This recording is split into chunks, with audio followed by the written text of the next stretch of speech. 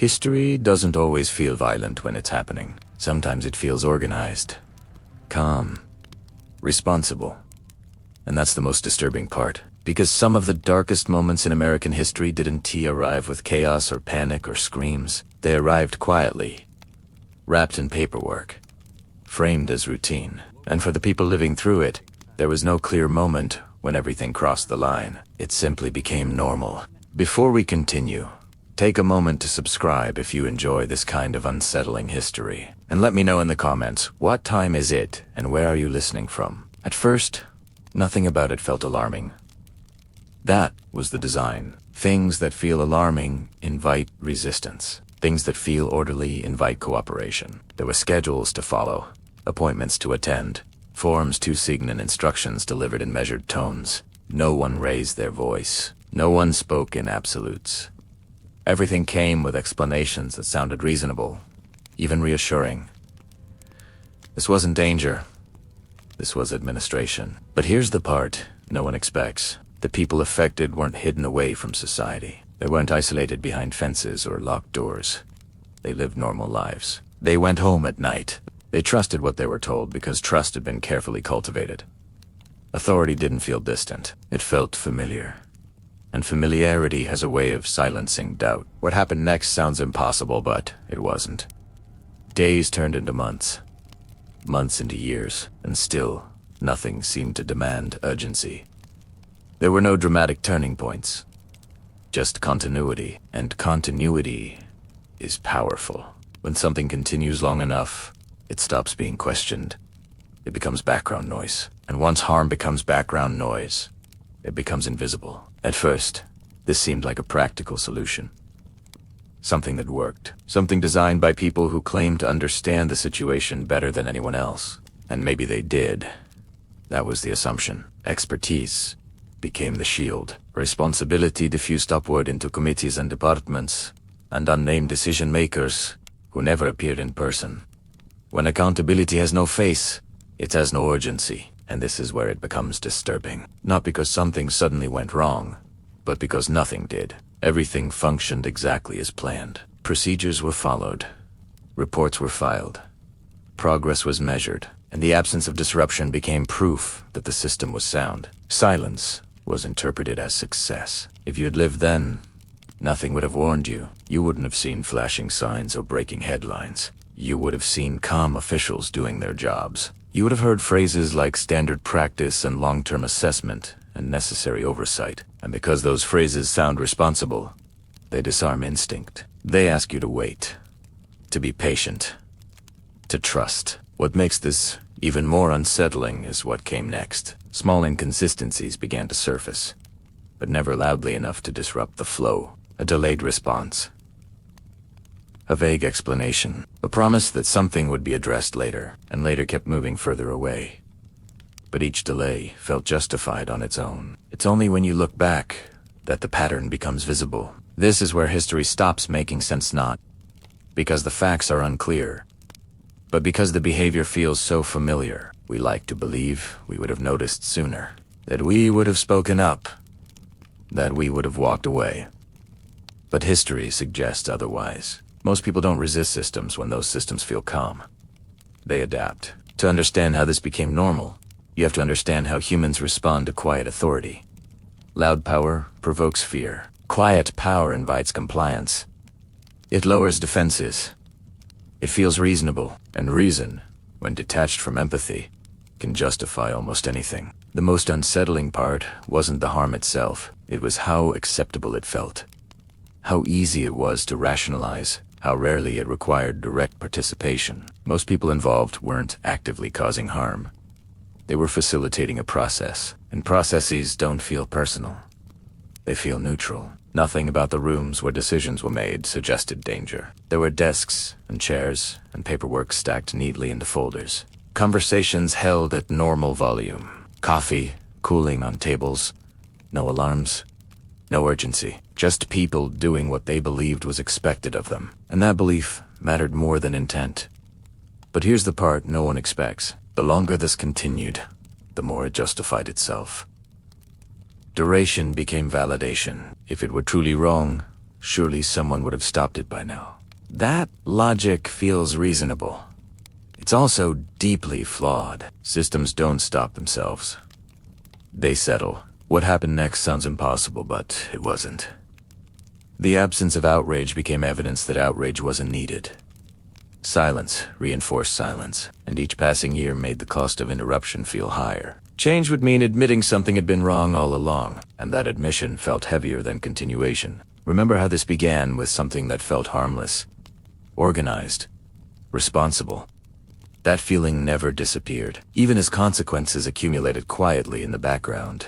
The tone remained controlled, and tone shapes perception. Calm language dulls alarm. It turns a harm into something abstract. This wasn't chaos. This was routine, and routine is dangerous because it trains people to stop noticing, to stop questioning, to stop imagining alternatives. When something becomes part of daily life, it stops feeling temporary. It feels permanent, and permanence discourages resistance. At first, there were those who sensed discomfort but couldn't name it. A feeling that something wasn't quite right. But feelings without evidence are easy to dismiss, especially when everyone around you seems Silence doesn't just hide harm.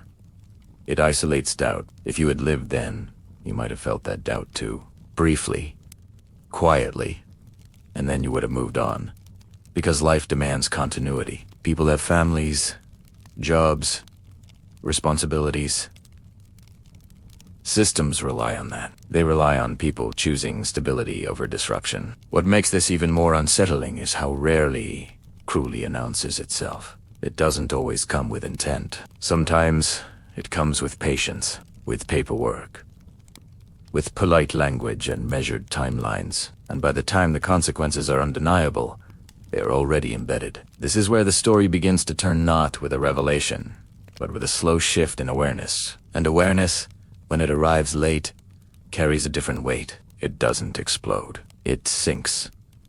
And that's where we need to pause, not because the story ends here, but because what followed didn't arrive suddenly. It unfolded quietly, gradually, in a way that made it even harder to stop once it was finally seen.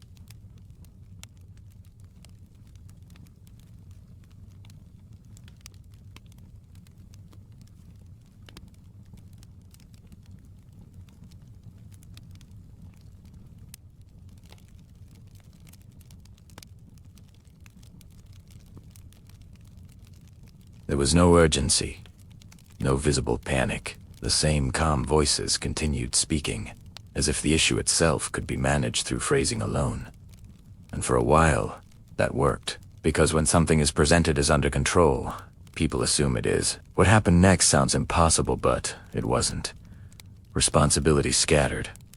It moved sideways, upward, outward. No single person appeared accountable. Decisions had been made by committees, actions approved by departments, oversight assigned to other oversight. And when accountability is divided finely enough, it effectively disappears. This is where history stops making sense. Not because no one knew, but because knowing didn't translate into stopping. Awareness alone wasn't enough, because stopping would have required interruption. An interruption would have meant admitting that the quiet had been harmful all along. If you had lived then, this is the moment when confusion would have set in.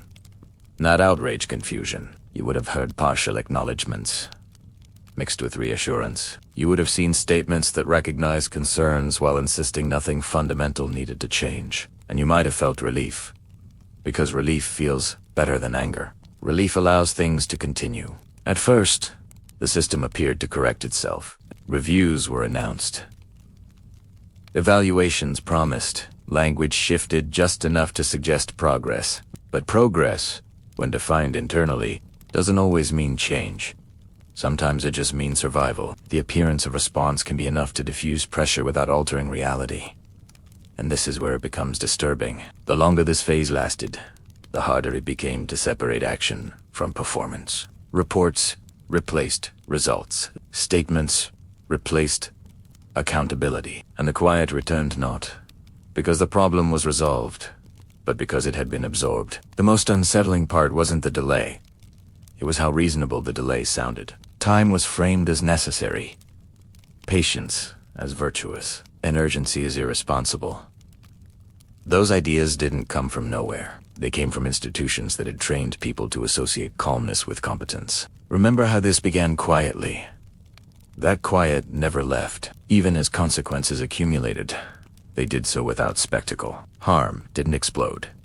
It settled. And settled harm is difficult to confront because it feels permanent, inevitable, like something that has always been there. What makes this even more unsettling is how rarely those affected were centered in the discussion. Their experiences were summarized, contextualized, softened. They became data points rather than people. And data doesn't demand empathy. It demands interpretation. And interpretation can be endlessly delayed. This is where the weight of history begins to press inward. Because once the story is no longer about actions, but about management of perception, truth becomes negotiable, not denied, negotiated, adjusted, timed, released carefully, so it doesn't disrupt stability. But here's the part no one expects. Stability itself became the priority. Not justice, not repair. Stability. Because stability preserves institutions, and institutions, once established, are designed to protect themselves first. That's not corruption. That's structure. If you imagine this moment clearly, you can see why outrage never fully arrived. Outrage requires contrast. It needs something sudden, visible, undeniable. But this had been happening too long. It had been normalized. It had been explained away so thoroughly that even exposure felt anticlimactic. What happened next sounds impossible, but it wasn't. The story slowly faded from attention, not erased, just overshadowed. New events arrived. New concerns took priority, and without a dramatic conclusion, the past slipped into memory without resolution. This is the danger of quiet history. It doesn't end cleanly. It dissolves, and when it dissolves, lessons become optional. People remember fragments, headlines, a general sense that something bad happened once, but the mechanics, the calm, the patience, the silence, those are forgotten. To understand why this matters now, you have to understand how easily patterns repeat when stripped of context. We don't repeat history because we forget facts. We repeat it because we forget how it felt. And this didn't feel like evil. It felt like administration. The most disturbing part wasn't that people were harmed. It was that the harm fit so neatly into daily life, that it didn't require cruelty-only compliance, that it didn't demand hatred-only patience. And patience, when misdirected, becomes a weapon. If you had lived then, you might still believe you would have acted differently, that you would have recognized the warning signs, that you would have refused to participate. But history isn't shaped by exceptional people. It's shaped by ordinary ones doing what feels reasonable at the time. Nothing about this required malice. That's what makes it hard to confront, because we prefer our villains obvious, loud, cruel. This had none of that. It had structure. It had order. It had silence. And silence is persuasive. It tells you there's nothing to fear, nothing urgent, nothing requiring disruption. Silence suggests that someone else is handling it, that waiting is the responsible choice. History doesn't disappear when we stop talking about it. It waits. It watches for similar conditions. Familiar language, familiar assurance. Familiar, quiet. And when those conditions return, the past doesn't feel like a warning. It feels like precedent. They weren't foolish. They weren't careless. They trusted systems designed to feel trustworthy. And that trust wasn't misplaced by accident. It was cultivated. The difference between then and now is thinner than we think. We still equate calm with control. We still mistake professionalism for safety. And we still underestimate how much harm can happen without noise. The most dangerous moments in history aren't the ones filled with chaos. They're the ones filled with silence. Because silence doesn't ask to be challenged. It asks to be accepted. And that is why the most disturbing part of American history was in how violent it was. It was how quiet it felt. History is most dangerous when it asks us to stay calm,